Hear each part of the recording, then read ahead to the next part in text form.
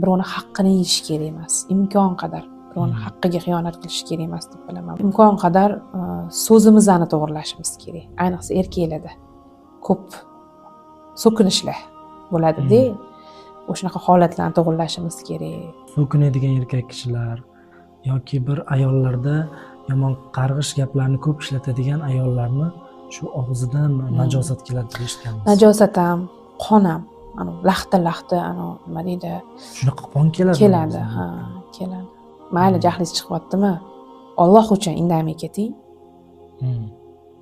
Qalbingiz og'ridimi? Bo'ldi, yetadi u. Uni qarg'ash yoki u bilan olishish yoki u bilan talashish, janjallashish hech keragi yo'q deyman-da. Men oldin eshitganmiz, mana hozir endi tushuncha bo'lyapti.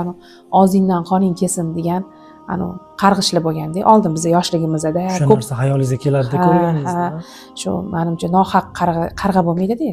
Osmon larzaga kelar ekanda, u qarg'ish nohaq bo'lsa o'zingizga yana qilar ekan. O'shaning uchun imkon qadar duo joy bo'laylik.